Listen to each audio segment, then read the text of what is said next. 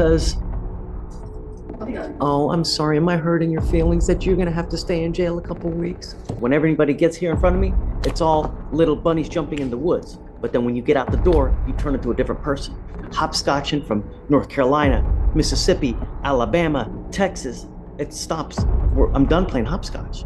So let's figure out what's going on. Those 30 seconds you just watched, they're about to cost someone everything they've worked for, but you haven't seen the full picture yet. This case looks like it's about a simple bond hearing, boring, routine, everyday stuff. But dig deeper and you find a multi-state chase that ends right here. At risk, a mother's entire savings account, and the freedom of two men who think they can outsmart the system. What unfolds over the next 20 minutes is a masterclass in psychological profiling. The judge isn't just listening to their words, he's reading their history to predict their future. He calls it hopscotch. But for the defendants, the game is about to end. The preview was just the beginning. Let's start from the top. You have Mr. Williams and Mr. Loving. Carl's right here, and Amy's on her way up. Loving has a girlfriend in court today. I've spoken to his mother, and she's willing and able to post bond for him. He does not have any pending cases, doesn't have any prior criminal history. He has been arrested before in North Carolina, but that case was dismissed per him. Been making the rounds. He's the hopscotch into state to state, huh? You playing hopscotch, huh? But with states. They were detained in Virginia and given a traffic citation, but there was nothing observed or found in their car. Now, Mr. Williams is on probation in Chambers County, Anahuac, for possession of stolen firearm, which makes me think that maybe that firearm that he put on probation for in Chambers County may have been what they were arrested for, had the warrants for in Virginia, because they were both there. But he's on probation. That's just surmise, because it's the only thing that makes sense. But in any event, both of them are willing or requesting bond. Okay. And they're both from Houston. They have ties to the community.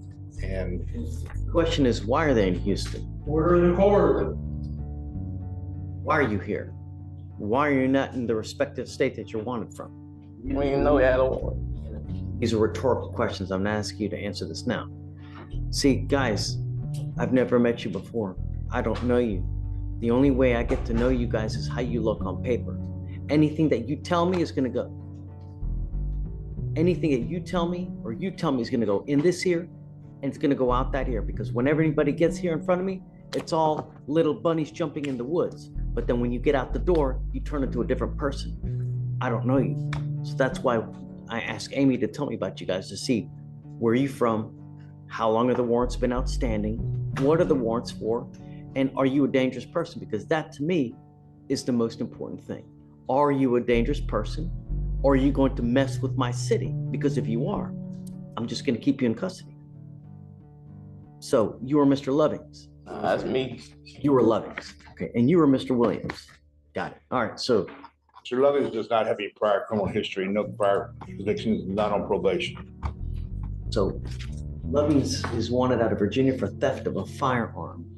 Yes, he also had some North Carolina history. They had concerns that it's actually a warrant as opposed to just being an arrest and dismissal. In our system, we only see the booked arrest. So if there is a warrant, we're asking for no bond. If there's no warrant. I mean, if you don't know, then I'm not prepared to do anything until you guys know exactly what's going on in North Carolina. I mean, is there a warrant? Is he on probation? What? Until we have some kind of certainty. If you're not sure, then I'm not ready to do anything. And I need to know everything that's out there. You know, if you're on probation, is there a warrant out there? Does this case originate out there and you got caught somewhere else? I don't know. So until we're able to find that out, you know, we can do this quick. It doesn't take a long time.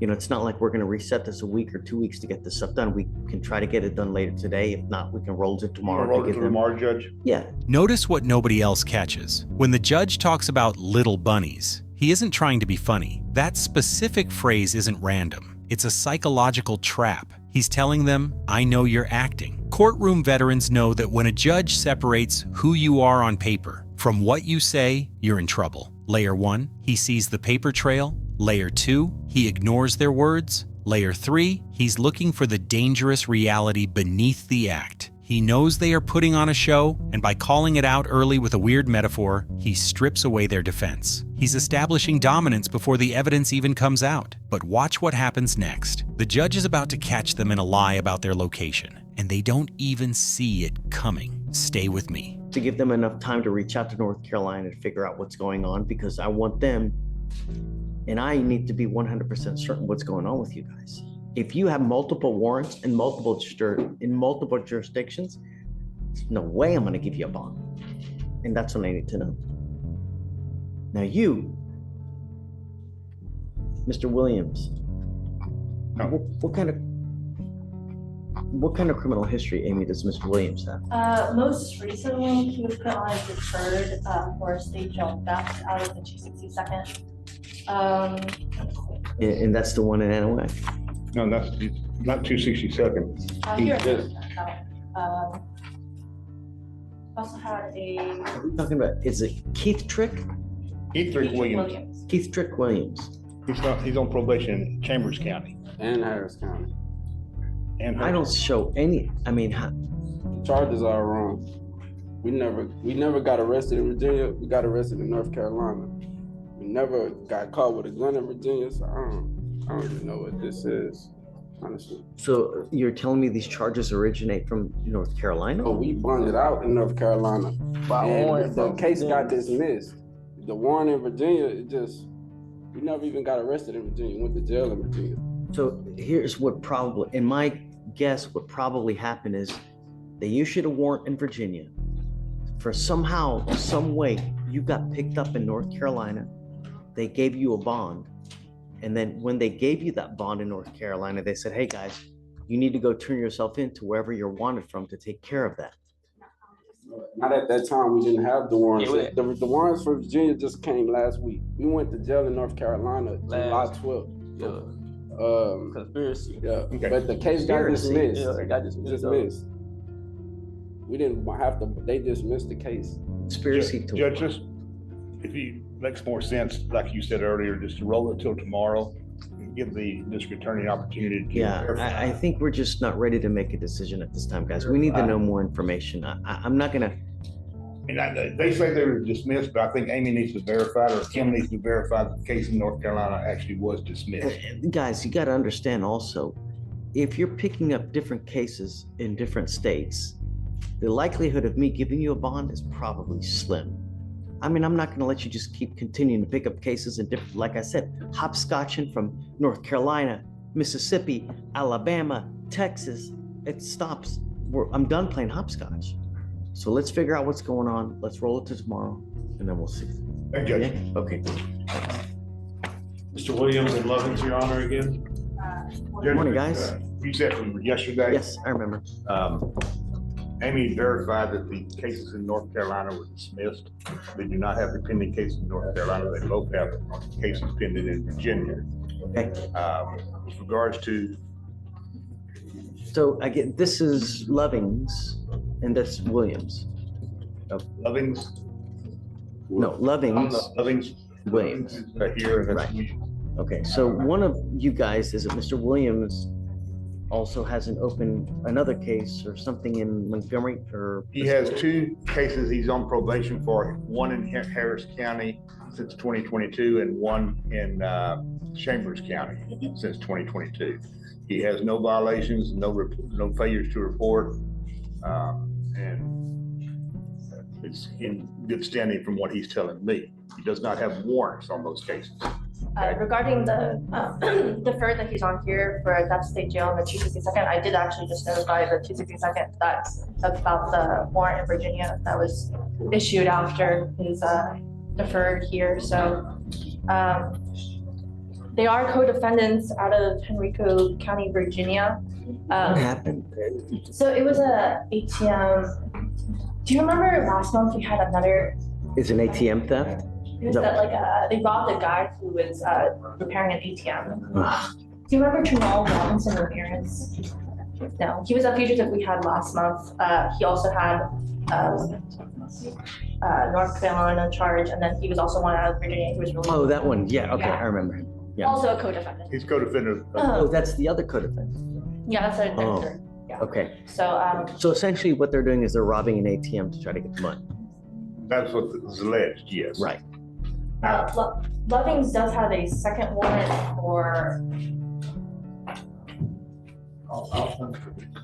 intentional damage. Did he go to the Same place? He has two warrants from Virginia. And then he's on probation in multiple places? No, Williams is on- Williams is on probation. I'm not giving them either bonds.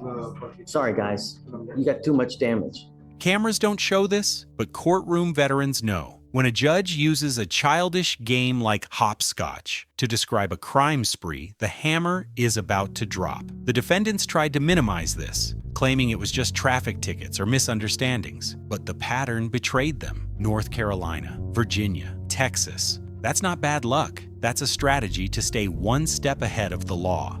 The judge just exposed their entire game plan in one sentence. And now that we know the real charge isn't a traffic stop, but an ATM robbery targeting a repairman, the vibe in the room shifts instantly. This isn't about confusion anymore. It's about public safety. But here's what nobody is asking yet. Why is the mom suddenly standing there? That question is about to haunt her. Lovins, the state's agreed to a $7,500 bond on him. Oh, really? They're willing to do 7,500. And his mother and girlfriend are in court, and they were willing to post bond for him, and he'll go up there and take care of the matter. Who's mom? Come up, mom. I spoke with her yesterday on the phone.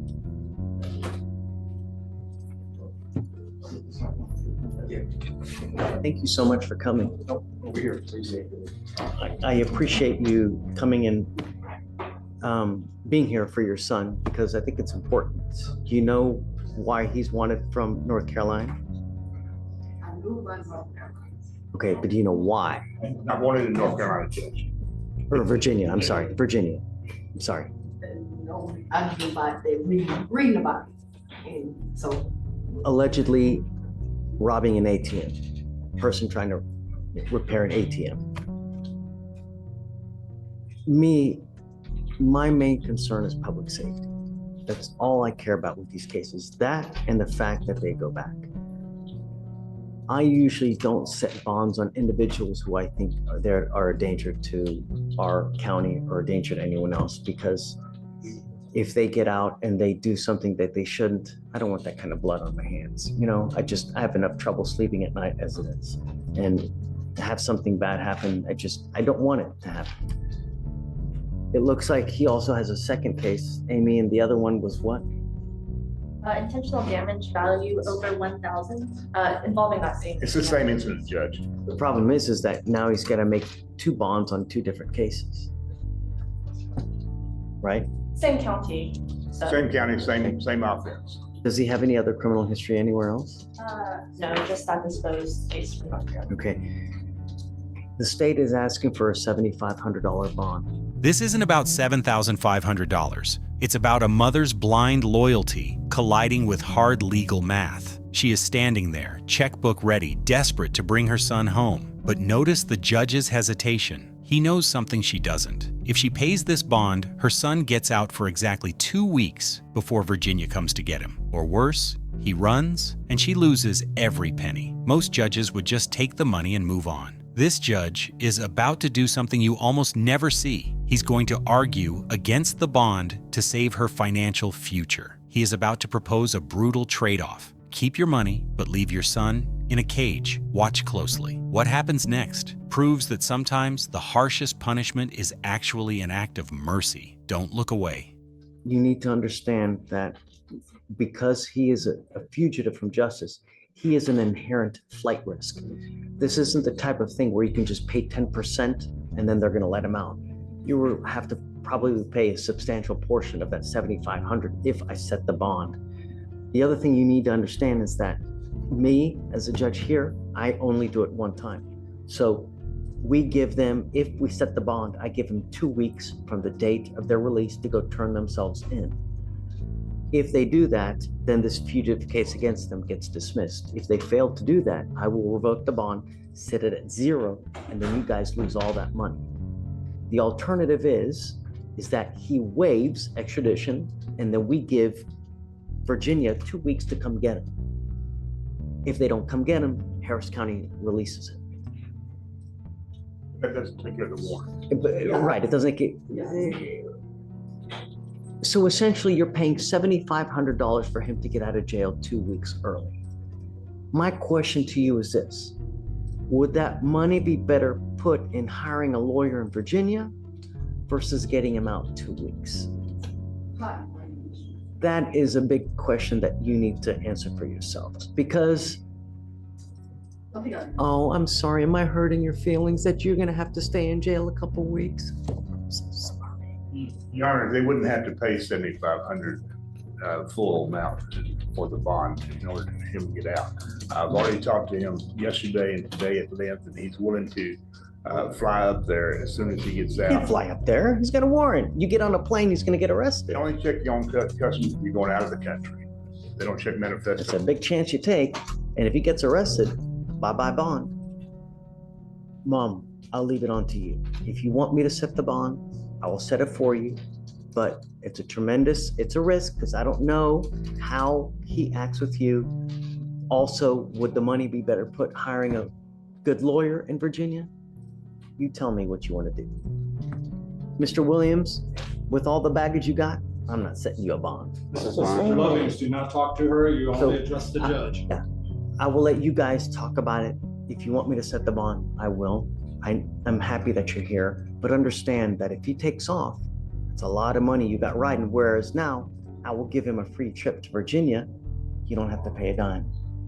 And that money could be used to hire a lawyer, because there's probably some pretty serious charges up there, you know? So you tell me what you want to do. Tell Carl he's an extension to me, and then we can go. I'm going to say something 90% of you will disagree with. That judge's sarcasm was the most compassionate thing in that room. He could have let that mother bankrupt herself for 2 weeks of freedom. Instead, he hurt the defendant's feelings to save the mom's bank account. That free trip to Virginia comment wasn't just a joke, it was financial advice. But here's the question: team judge or team mom? If you were in his chair, would you have blocked that bond? Or is it a mother's right to waste her money if she wants to? Comment your verdict below. The judge made his call, but was it tough love or just too tough? Let the debate begin.